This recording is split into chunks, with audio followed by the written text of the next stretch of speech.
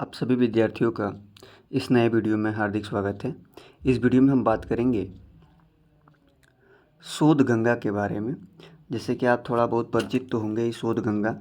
शोध गंगा जो है एक ऐसा डिजिटल प्लेटफॉर्म है जहाँ पे हमें शोध से संबंधित चीज़ें जो है हमें निःशुल्क यानी बिना किसी पैसे के उपलब्ध होती है, बिना किसी फीस के उपलब्ध होती है। ठीक है, तो उसी शोध गंगा के बारे में हम देखेंगे। देखिए, शोध गंगा जो है वो एकदम पूर्णतः निःशुल्क साइट्स है और उस पे हम जो है जितने भी शोध कार्य हो चुके हैं उनका जो है पीडीएफ के फॉर्म में वहाँ पे चीज़ें जो है वो उपलब्ध है क्रमवार। ठीक है, सारे विश्वविद्यालय के अनुरूप जो है जितने विश्वविद्यालय हैं उनके सारे विश्वविद्यालय के क्रम के अनुसार वहाँ पे चीज़ें उपलब्ध है। तो चलिए हम शुरू करते हैं कि कैसे हम शोध गंगा के उन सारे रिसर्च जितने भी रिसर्च हो चुके हैं थीसिस को तो कैसे हम देख सकते हैं। तो सबसे पहले आपको गूगल में सर्च करना होगा शोध गंगा। ठीक है, गूगल में शोध गंगा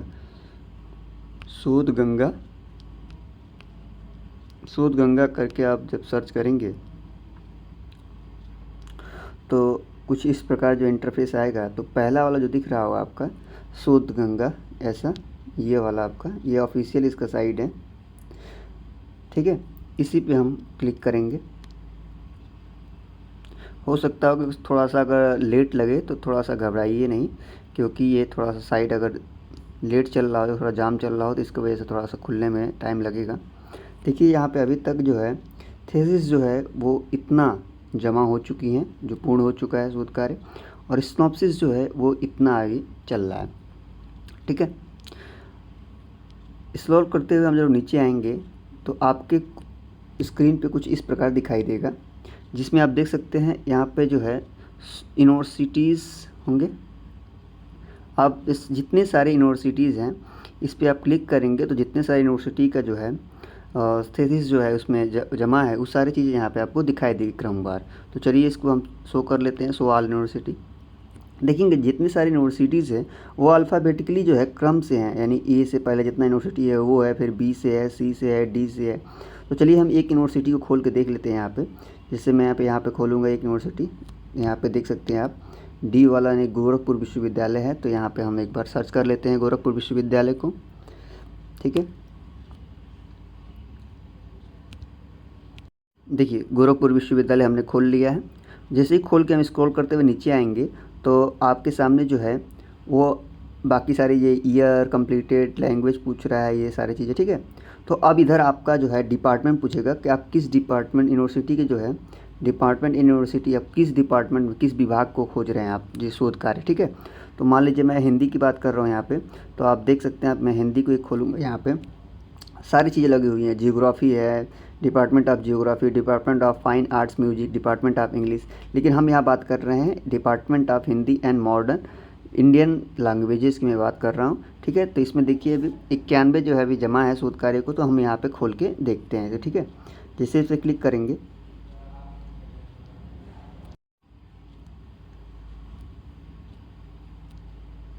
तो सबसे पहले आप जो है यूनिवर्सिटी को आप सेलेक्ट कर लीजिए। जैसे मैंने कहा कि गोरखपुर विश्वविद्यालय को एक बार और दोहरा रहे हैं हम। जैसे मान लीजिए हम एक यूनिवर्सिटी गोरखपुर भी देख रहे हैं, आप जिस भी यूनिवर्सिटी को देखना चाहें इसमें आप देख सकते हैं। सारी यूनिवर्सिटी जो है अल्फ़ाबेटिकल लगी हुई है। तो मैं यहाँ पे बात कर रहा हूँ गोरखपुर विश्वविद्यालय को। ठीक है, तो मैं गोरखपुर विश्वविद्यालय पे क्या करता हूँ, टिक करता हूँ। ठीक है,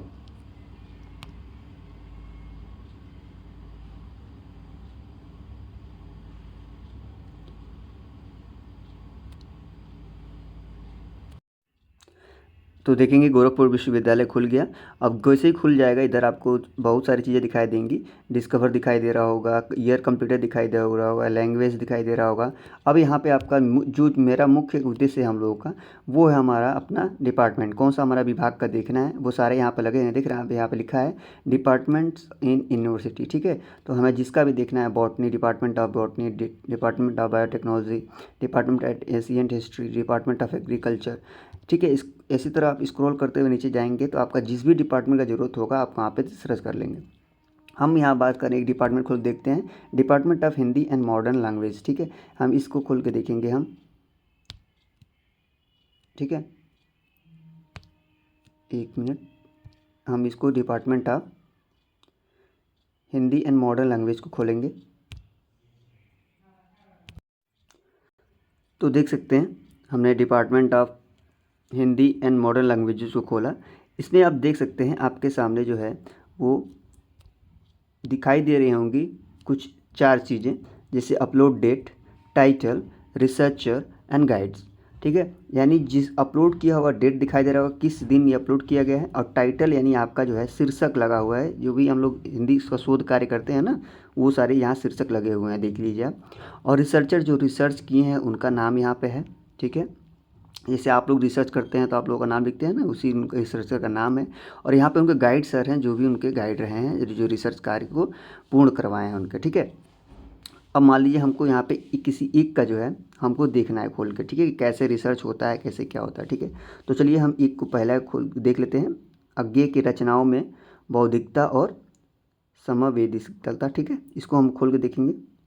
हम पहला देखेंगे इसका जो है 29 दिसंबर 2023 वाला जो है, अज्ञेय की रचनाओं में बौद्धिकता और संवेदनशीलता। ठीक है, ये है ना, अज्ञेय की रचनाओं में, या एक तीर के माध्यम दिखा रहे हैं हम।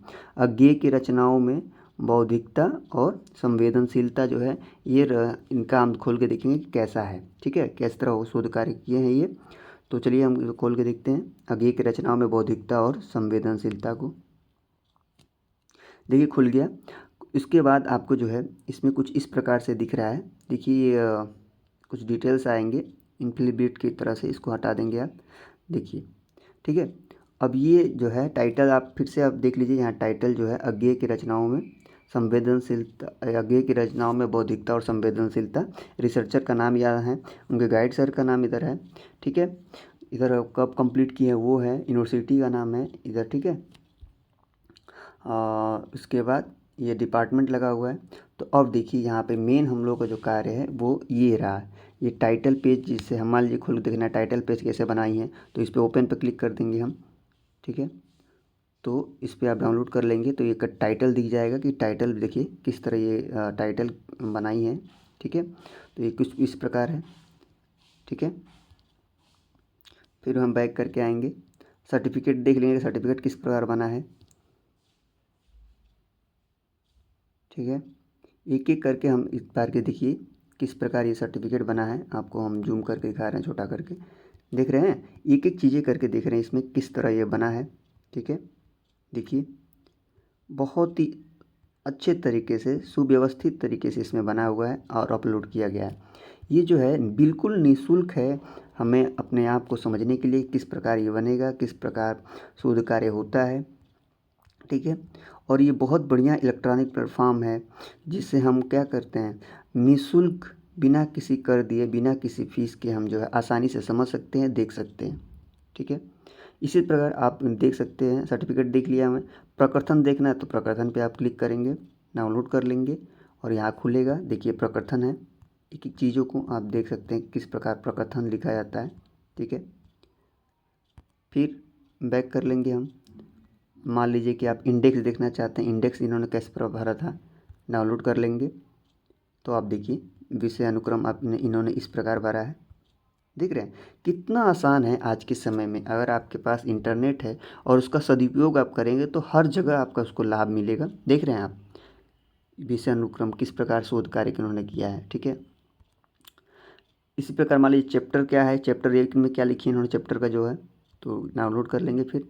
अब देखिए इसमें चैप्टर 1 में क्या लिखा है उन्होंने, व्यक्तित्व एवं रचनाएं, अज्ञेय की व्यक्तित्व एवं रचनाएं। देख रहे हैं आप कितने सुव्यवस्थित तरह से इन्होंने लिखा है।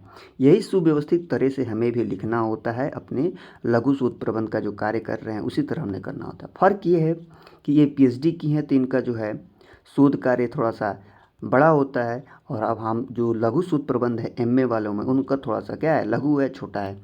लेकिन जो करने का जो तरीका है वो दोनों का लगभग एक ही होता है, कोई खास अंतर नहीं होता है, क्योंकि सुव्यवस्थित क्रमवार से आपको वैसे ही करना है जैसे ये है। देख रहे हैं लास्ट में ये भी लिखे हैं संदर्भ ग्रंथ सूची। ठीक है, हम सारी चीज़ों को एक एक करके हम दिखा रहे हैं आपको कि देखिए क्या कैसे कैसे है। ठीक है, फिर हम बैक करके हम आएंगे पीछे। आप चैप्टर नंबर 2, 3, 4 जितना आप चाहें आप इसमें देखते जाइए। यहाँ आपका सर्टिफिकेट देखा आपने, प्रकथन देखा, इंडेक्स देखा, चैप्टर देखा, कहने का मतलब ये, फिर बैक करके आएंगे, देख रहे हैं। आप चाहे किसी और का भी देख सकते हैं, ललित निबंध लेखन ये दूसरे का है, इनका भी आप क्लिक करके देख सकते हैं कि इन्होंने किस प्रकार लिखा है। ठीक है, इसको आप हटा देंगे, देख रहे हैं आप, ये दूसरे का है। अब इनका सर्टिफिकेट आप ओपन करके देख लीजिए कि इन्होंने किस प्रकार लिखा है। देखिए बहुत आसान है आपको इस साइट को चलाना। ठीक है, देखिए इनका जो है, ये दूसरे का आप देख रहे हैं कि ये इस प्रकार के इन्होंने इस प्रकार कैसे चलाया है, किस तरह बनाया है, इन्होंने शोध कार्य किया है कैसे। ठीक है, अब देख रहे हैं, इसको हम एक बार और जूम करके दिखाएं, देख रहे हैं आप। ठीक है, तो ऐसे होता है शोध कार्य। ठीक है, सुव्यवस्थित क्रमवार इस प्रकार बनाया जाता है। आप इनका प्रकथन देखना चाहे तो प्रकथन देखेंगे कैसे है प्रकथन। अब देखिए इनका प्रकथन है, देख रहे हैं, ये है प्रकथन। ठीक, बैक करके आएंगे, इनका हम इंडेक्स देखते हैं कि ये इंडेक्स किस प्रकार भरे हैं विषय सूची को। देखिए इन्होंने अनुक्रमणिका लिखा है, देखिए कितने सुव्यवस्थित तरीके से इन्होंने बनाया है, देख रहे हैं आप। ठीक है, अब हम पीछे आते हैं, इनका चैप्टर 1 देख लेते हैं कि चैप्टर 1 इन्होंने किस प्रकार सजाया है। देखिए, निबंध एवं ललित निबंध का स्वरूप तथा विकास। ठीक है, इनका टाइटल था, देखिए कितना अच्छा सुव्यवस्थित तरह से भरे। अब मुझे अब विश्वास है कि आपको समझ में आ गया होगा शोध गंगा चलाने के बारे में। कुछ करना नहीं है इसके शोध गंगा चलाने में, सीधे सीधे आप शोध गंगा आप नेट पर सर्च करेंगे।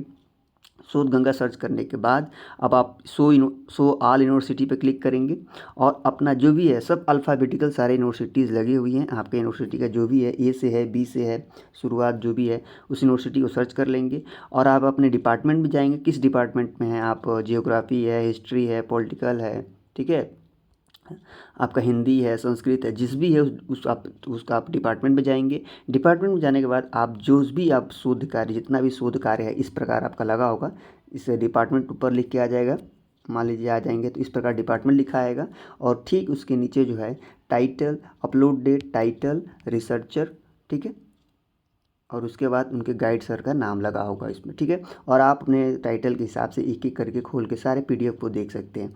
एक बार और हम बताना चाहेंगे, ये साइट बिल्कुल निःशुल्क है, बिना किसी कर चुका है, बिना किसी फीस चुका है, क्योंकि ये जो चीज़ें जो है ये हमारे मार्गदर्शन के तौर पर सारी चीज़ें उपलब्ध है, निःशुल्क उपलब्ध है। ठीक है, इसको हम आराम से अच्छे से देख सकते हैं इसको।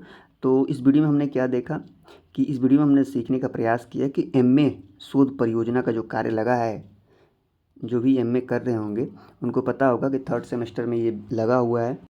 तो एमए में आपका जो शोध कार्य लगा हुआ है उसके लिए महत्वपूर्ण है आपके मार्गदर्शन के लिए, ताकि आपको जो है परेशान ना होना पड़े। एक शोध कार्य के यहाँ से आपको मार्गदर्शन मिल जाता है कि शोध कार्य कैसे किया जाता है, ठीक है, किस प्रकार होता है, कौन कौन सी बातों पर ध्यान रखा जाता है, सावधानियाँ क्या है, ठीक है, और कैसे लिखना है, सुव्यवस्थित क्रम कैसे होता है। ये सारी चीज़ें जो है आपको शोध गंगा पे जो जितने भी शोध कार्य हो चुके हैं, जितने भी रिसर्चर हैं उनका शोध कार्य जो हुआ है वो सारी चीज़ें जो है इन्फ्लिबिनेट करके एक संस्था है, उसके द्वारा ये सारी चीज़ें जो है यहाँ पे मेंटेन की जाती है, अपलोड की जाती है।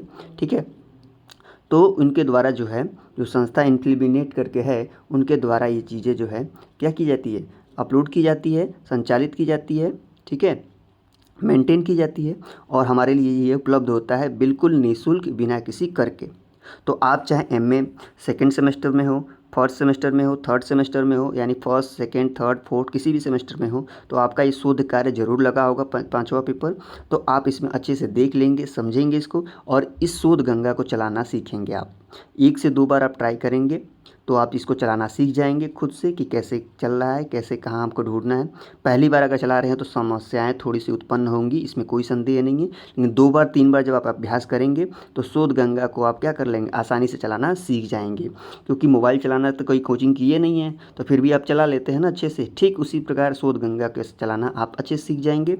प्रैक्टिस मेक्स मैन परफेक्ट है ना, एक इंग्लिश का जो सेंटेंस, तो वही प्रकार आप जितना अभ्यास करेंगे उतना सीखेंगे, धीरे धीरे करके आप इसको सीख जाएंगे, खुद मास्टर बन जाएंगे शोध गंगा चलाने के बारे में। ठीक है, और रही बात इसमें शोध गंगा के बारे में, और हम आखिरी बात कहेंगे अंतिम। देखिए शोध गंगा को आप चलाएंगे, ठीक है, अच्छी बात है।